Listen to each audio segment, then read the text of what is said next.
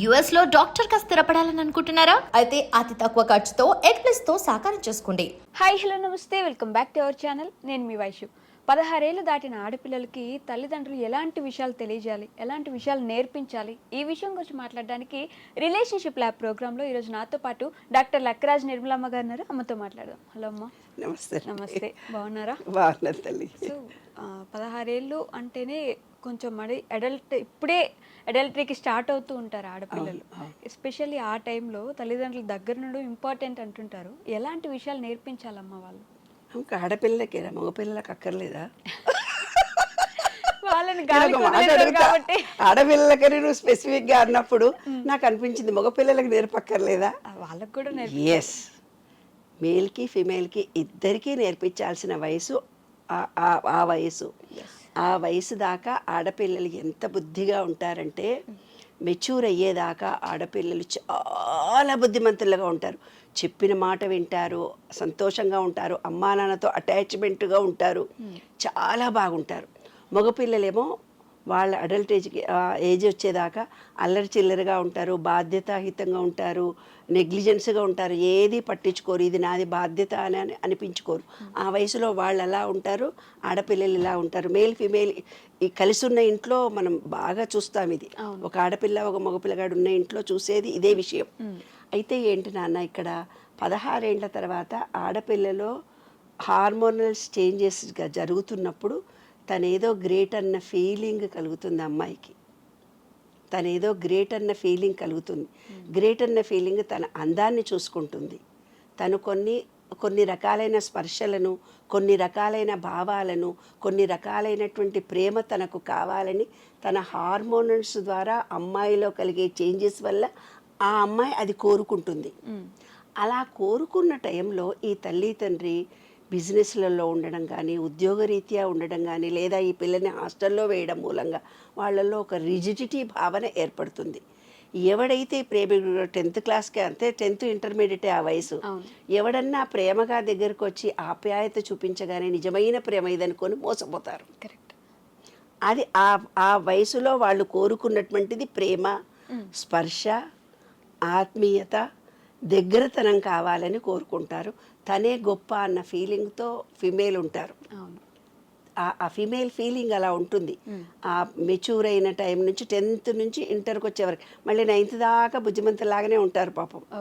ఆ మెచ్యూర్ అయినప్పటికీ కూడా హార్మోనల్స్ చేంజెస్ అంతా 10th ఇంటర్మీడియట్లోనే హార్మోనల్ ఇంబ్యాలెన్స్, హార్మోనల్ బ్యాలెన్స్లో ప్రేమ కావాలనే తపన వాళ్ళల్లో పెరుగుతుంది. శరీర అవయవాల ఆకృతిలో మార్పు కలగడము, తన మానసికంగా కొంచెం మెచ్యూరిటీ వస్తుంది, కొంచెం మెచ్యూరిటీ రాదు. అందుకని అంటారు బాల్య వివాహాలు వద్దు అని.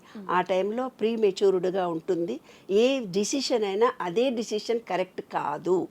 ఆ స్థితిలో ఉన్నటువంటి దాంట్లో వాళ్ళు తీసుకునే నిర్ణయాన్ని తప్పు అంటారు పెద్దవాళ్ళు. అది అప్పటి కాలంలో. ఇప్పటి కాలంలో చిన్నపిల్లలే నిర్ణయాలు తీసుకుంటున్నారు. చిన్నపిల్లల్ని కూడా షాపింగ్ తీసుకెళ్తే నాకు ఇదే డ్రెస్ కావాలంట. ఇంట్లో కూడా ఏదైనా డ్రెస్ చూపిస్తే ఇదే డ్రెస్ వేసుకుంటే వేరేది వేసుకోను, నేను ఇదే పద్ధతిలో తింటాను, నేను ఇదే పద్ధతిలో ఉంటాను అంటున్నారు వాళ్ళ ఈ కాలం జనరేషన్ పిల్లలు. కానీ మార్పు అనేది సైకలాజికల్గా ఈ విధంగా ఉంటుంది. ఎప్పుడైతే తల్లి తండ్రి ఎవరైతే ఉన్నారో, మేల్ కానీ ఫిమేల్ కానీ, వాళ్ళల్లో వస్తున్న మార్పులను దగ్గర నుంచి తల్లి కానీ తండ్రి కానీ అబ్జర్వ్ చేయాలి. ఎప్పుడైతే వాళ్ళు ప్రేమను కోరుకోవాలనే అటాచ్మెంట్గా వచ్చి కౌగిలించుకోవడం కానీ, దగ్గరలో ఉండడం కానీ, ఏదో చెప్పాలని పోరా ఊరికే పనులు నేను పక్కకు పో అని విసుక్కోకూడదు.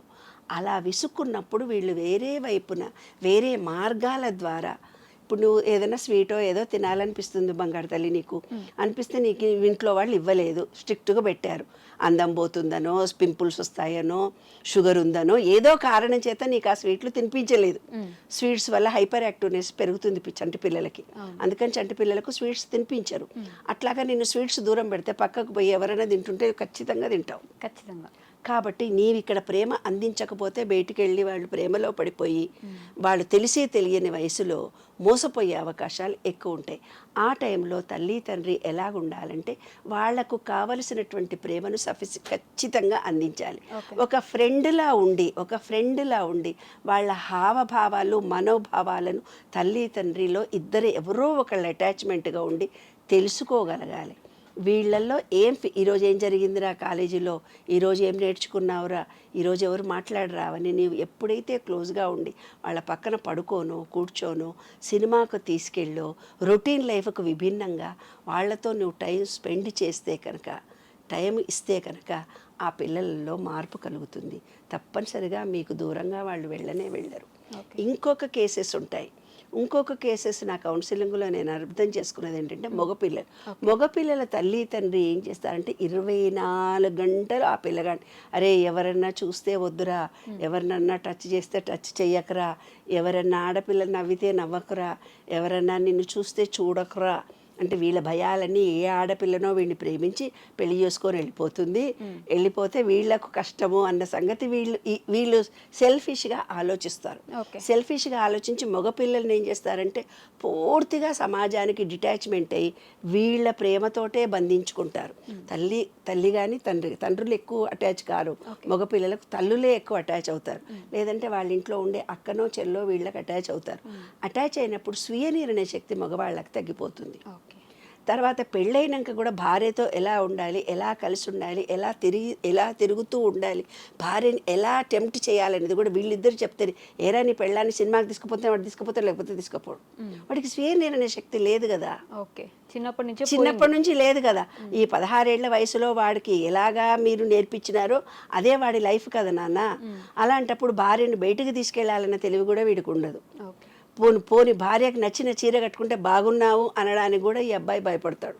ఎందుకు ఏ ఆడపిల్లతో చూడొద్దు, ఏ ఆడపిల్ల చూడొద్దు, ఏ ఆడపిల్లతో మాట్లాడొద్దు, ఏ ఆడపిల్ల అందాన్ని పొగడొద్దు అని అన్నారు. కాబట్టి ఒక కుటుంబం అనే దాంట్లో భార్యతో ఎలా ఉండాలి కొడుకు అనంటే ఈ తల్లి తండ్రి ఎలా ప్రవర్తించాలి ఆ వయసులోనే నేర్పించాలి. ఆ వయసులో భార్యాభర్తలు ఇద్దరు కొట్లాడకుండా ప్రేమతో అన్యోన్యంగా ఒకళ్ళ భావాలను ఒకళ్ళు చేస్తూ ఒకళ్ళనొకళ్ళు గౌరవిస్తూ ఉన్నట్టయితే ఆ పిల్లాడు కూడా రేపొద్దున తన భార్యతో బాగుంటాడు. ఈ అమ్మాయి కూడా అంతే. భార్యాభర్తలు ఇద్దరు కొట్లాడుతూ బిడ్డ విషయంలో ప్రేమగా చూపించినప్పుడు అది కూడా రేపు పెళ్లి కాగానే మొగుడి మీద గయ్యని అరుస్తుంది. ఎందుకు అరుస్తుంది? ఆ అమ్మాయి చూసింది భర్త మీద అరవడం, తల్లి అరవడం చూసింది. అది మంచికా చెడుకా ఆయన ప్రవర్తనను బట్టి ఈమె ప్రవర్తించిందని ఆ పసి మనసులో దానికి తెలియదు. ఆ పసి మనసులో దానికి తెలియదు. అది పొందలేని ప్రేమను గురించి, అది పొందలేని అనుబంధాలను గురించి ఆ అమ్మాయి మనసులో ఒక బీజం ఏర్పడిపోతుంది. కాబట్టి అందరితో కొట్లాడుతుంది. తన అవసరానికి వాళ్ళని ఉపయోగించుకొని షాడిస్టులుగా అమ్మాయిలు కారడానికి ఈ తల్లి తండ్రి బిహేవియరే, ఈ తల్లి తండ్రి ప్రవర్తించిన ప్రవర్తననే ఈ కుటుంబంలో తాను ఏదైతే పొందాలనుకుంటే ఆటంకాలు కలిగించారో అది షాడిస్ట్గా మారడానికి కారణాలు అవుతాయి. కాబట్టి పెంచే తల్లి తండ్రి ఎవరైతే ఉన్నారో అన్ని తల్లి తండ్రి మీద ఇస్తారు. అది పుట్టుకతోటే అలాగున్న అది డిఎన్ఏలో వచ్చినటువంటి మార్పు, అమ్మాయి జీన్స్లో వచ్చినటువంటిది. అది వాళ్ళ పూర్వీకుల జీన్స్ ఎలా ఉన్నాయో ఈ అమ్మాయి అలాగే ప్రవర్తిస్తుంది. అంతేగాని మీరు ఆ అమ్మాయిని తిట్టడం మూలంగా, ఆ అమ్మాయినో అబ్బాయినో స్ట్రిక్ట్గా ఉండమని చెప్పడం మూలంగా వాళ్ళల్లో మార్పు రాదు. ప్రేమతోటి బిహేవియర్ తోటి మనం చెప్పే పద్ధతులతోటే పిల్లలలో మార్పు వస్తుంది తప్ప వేరే తీరుగా రాదు. ఇది మాత్రం పేరెంట్స్ గమనించుకోగలిసినటువంటి ముఖ్యమైన అంశం. కొంతమంది మరీ స్ట్రిక్ట్ గా నువ్వు ఇక్కడ తలదించితే ఆ కాలేజీలోనే తలెత్తాలి, మళ్ళీ అక్కడ తలదించి ఇంట్లోనే తలెత్తాలి. వాటి వల్లనే సమస్యలన్నీ వస్తాయి. ఎక్కువ స్ట్రిక్ట్ చేయొద్దు, ఎక్కువ లూజ్గా వదలొద్దు. ఇదే అంటే వాళ్ళ అనుభవం ద్వారా పేరెంట్స్ వాళ్ళ అనుభవం ద్వారా తెలిసింది ఏదైతే ఉందో అలాగే ప్రవర్తించమంటారు మిగతా వాళ్ళు. That is wrong. మారాలి, కొంచెం మారాలి. ఈ కాలానికి అనుగుణంగా, ఈ పరిస్థితులకు అనుగుణంగా ఈ జనరేషన్ ఎలాగుండాలో అలాగే మీరు వాళ్ళతో ప్రేమ మాత్రం ఒకటే. అప్పటి కాలంలో ఇప్పటి కాలంలో ఫ్యూచర్ కాలంలో ప్రేమ అంతా ఒకటే. గిఫ్ట్లు ఇవ్వడమే ప్రేమ కాదు, బాధ్యతను పంచుకోవడం ప్రేమ. అది తెలుసుకోవాలి. ఓకే అమ్మా, నమస్తే.